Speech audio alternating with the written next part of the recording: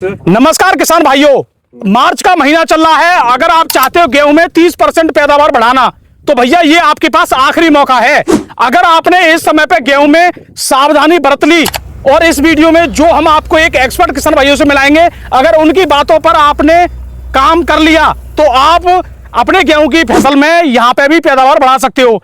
नहीं तो आपने अगर फरवरी तक कोई भी गलती की है गेहूं में, वो माफ की जा सकती है, लेकिन मार्च में अगर आपसे गलती हो गई तो ये माफ तो छोड़िए, आप गेहूं में काफी ज्यादा नुकसान के लिए तैयार हो जाइए। तो चलिए दोस्तों, आज इस वीडियो में हम पूरी जानकारी करेंगे कि मार्च के महीने में सावधानी क्या बरतें और करना क्या चाहिए जिससे आपके पड़ोसी से आपकी पैदावार में बढ़ोतरी देखने को मिले। तो पूरी जानकारी इस वीडियो में हम देने वाले हैं, तो पूरी वीडियो को जरूर। राम जी। जी। तो सबसे पहले हमारे किसान भाइयों को अपना परिचय दें। महेश कुमार पाठक कठहरा जी। तो सबसे पहले ये बताइए कि हमारे किसान भाई इस समय मार्च में क्या करें, क्योंकि फरवरी तक तो उनका गेहूं सही चला आ रहा है, बिल्कुल अच्छा खड़ा है, मस्त खड़ा है, उनको ये लग रहा है मेरी अच्छी पैदावार आएगी। लेकिन काफी लोग ये मान रहे हैं कि भैया मार्च में हमारी पैदावार तो फिर कम भी हो सकती है। ऐसा गेहूं की फसल के लिए टेम्परेचर 20 और 30 के अलावा होना चाहिए अच्छी पैदावार के लिए। अच्छी पैदावार के लिए, परंतु यहाँ गर्मी जो है 35-40 पर पहुंच रही है। हाँ, तो फिर हमको क्या करना चाहिए? इसके लिए हमको ये देखना है कि हमारे खेतों में नमी है या नहीं है। मतलब नमी रखना है, अभी नमी रखनी है। नमी के लिए हमको तुरंत पानी लगाना, पानी लगाने के लिए ऐसा समय देखना चाहिए जिससे कि हवा न चल रही हो जी, मौसम बढ़िया हो जी, और ज्यादातर रात में पानी लगाएं तो सबसे बढ़िया, जिससे नमी बनी रहे और पैदावार अच्छी आएगी जी। यानी एक तो ये आपका बहुत अच्छा मतलब यहाँ पे आंसर है, यानी पॉइंट ऑफ व्यू है कि रात में लगाएं, जिससे रात में हवा बंद हो जाती है और आराम से नमी बनी रहती है, कोई दिक्कत नहीं है। लेकिन सबसे बड़ी बात ये है, चैलेंज है हमारे किसान भाइयों के लिए, कहीं तो मान लो लाइट की व्यवस्था है लेकिन रात में लाइट नहीं आ रही है, उनको पानी दिन में ही लगाना है, तो इस कंडीशन पे वो हमारे किसान भाई क्या कर सकते हैं? वहां में ऐसा कर सकते हैं कि उसमें 1-2 दिन इंतजार करें, दिन में बिजली आवे उसी टाइम पानी लगाएं जी, या इंजन की व्यवस्था हो तो इंजन द्वारा पानी लगाएं, परंतु लगाएं पानी जब के हवा बंद हो, नहीं फिर नुकसान में चला जाएगा। यानी अभी हम बात कर रहे हैं कि गेहूं की 30% तक पैदावार कैसे बढ़ाएं। अगर हम बात तो उस पर कर रहे हैं, लेकिन आप ये कह रहे हो कि अगर हमने पानी दे दिया और हवा चल गई तो उस समय हमें फिर नुकसान कितना हो सकता है? नुकसान गिरने से मतलब ऐसा 30% 20% तो हो सकता है, 20 या 25%। 20-25% नुकसान आराम से हो जाएगा। लेकिन कभी कभी मैं ये देख रहा हूं हमारे किसान भाइयों ने 8 दिन पहले पानी दे दिया और 8 दिन बाद हवा चली है और उनका गेहूं गिर गया। तो इस कंडीशन पे क्या उसमें कमी रही जो कि गेहूं गिरा है?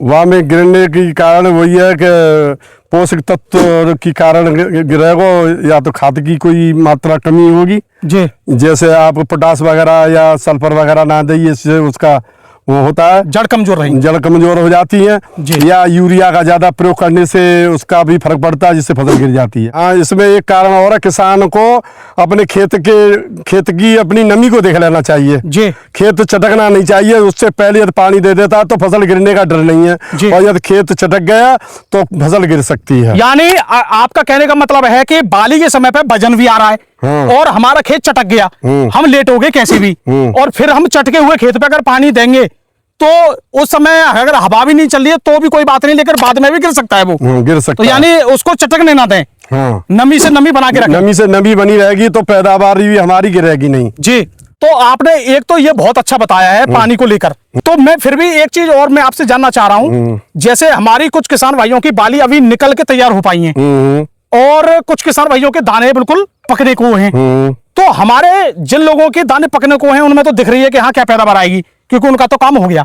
लेकिन जिनकी अभी दाने में दूध बनना है या जो भी प्रॉब्लम चली है, वो इस समय कैसे पैदावार बढ़ा सकते हैं? ये तो आपका प्रश्न बहुत अच्छा है सर जी।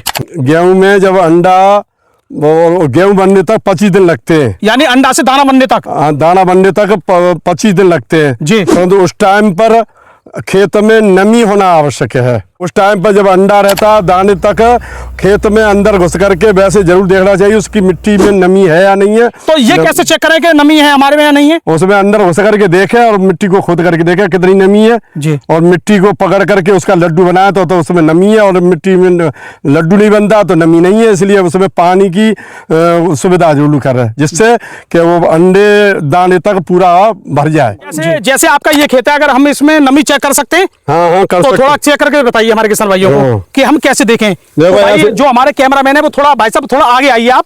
यहाँ पे अभी ये मिट्टी ले रहे हैं, फिर ये हाथ में आपको लड्डू भी बनाए के दिखाएंगे। ये देखो, ये तो मिट्टी है, देखो ये मिट्टी है जी, और मिट्टी दिखाओ जी।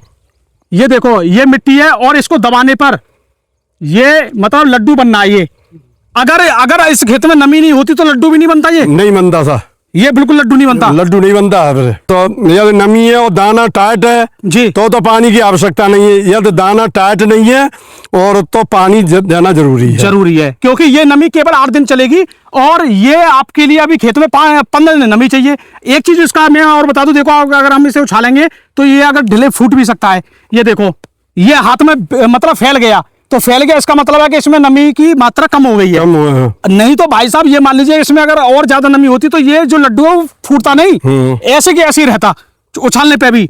ये देखिए दूसरी बार में तो ये फूट गया, इसका मतलब है नमी बस है ऊपर, पूरी तरह इसमें नमी नहीं कह सकते। तो इस चीज का विशेष ध्यान रखें। लेकिन किसान को खेत के चारों तरफ घूमने की बजाय अंदर भी घुस करके उसकी मिट्टी को चेक करे, देखे कि अंदर नमी है। बार बार तो नहीं रहती है, कई तरह से हवा से अंदर तो जरूर नमी होनी चाहिए, जिससे कि पैदावार में इजाफा हो हमारी। यानी खेत से लगभग 2-3 मीटर अंदर जाके जरूर चेक करें। किनारे पे की तो ये है कि चलो मान लो मतलब दिक्कत आई जाती है। अच्छा, यहाँ पर एक तो ये आपने बहुत अच्छा बताया है, नमी हमें 25 दिन रखनी है, लेकिन सबसे जरूरी बात ये है कि अभी टेम्परेचर बहुत बढ़ रहा है।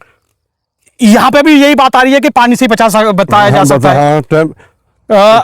जी, टेम्परेचर ज्यादा बढ़ने की स्थिति पर जल्दी आपको पानी की व्यवस्था करनी पड़ेगी, जिससे नमी बनी रहेगी। टेम्परेचर पर उसका इतना असर नहीं पड़ेगा और दाना अच्छा पकेगा और पैदावार अच्छी होगी। किसान से ये गलती हो जाती है कि बीज कुछ अगाई पकने वाली है, कुछ पिछाई पकने वाली है। गेहूं की कुछ वैरायटी आगे पकती है, कुछ पीछे पकती हैं। तो हमें उन गेहूं के आधार पर नहीं चलना है, हमें तो अपनी फसल को देख करके चलना है। अगाई पकने वाली पानी नहीं चाह रही है और पिछली चाह रही है, हम उसी के चक्कर में पानी दे तो हमारी पैदावार डाउन हो जाती है। तो इसलिए हमको अगैती और पिछैती फसल को देख करके ही पानी की नमी को देखते हुए व्यवस्था करनी चाहिए। ये जैसे कौन कौन सी वैरायटी है जो मतलब अभी पक गई है और कुछ अभी पकने वाली हैं? 550 226 गेहूं हैं जो ये आगे जल्दी पक जाती हैं। ठीक है। बाकी 2367 2967 है, 504 है, 303 है। ये गेहूं जो है ये बाद में पकते हैं। क्यों कि इनके लिए कुछ समय अधिक है, उनके लिए कम समय है, इसलिए उनमें पानी की भी मात्रा कम लगती है, इनमें पानी की एक मात्रा ज्यादा भी बढ़ जाती है। जो लंबी अवधि वाली है, जो फसल ज्यादा लंबी वाली है उसके लिए एक पानी ज्यादा लग सकता है, तब पैदावार अच्छी आएगी, नहीं वरना पैदावार डाउन होगी। और किसान पड़ोस का जैसे उसके मान लो 550 है, हमारे में 373 या कोई वैरायटी पिछली वाली है, तो उसके आधार पर हम पानी नहीं दें, पानी हम दें अपनी फसल के आधार पर, क्योंकि वो तो अगैती फसल है, उसने तो देख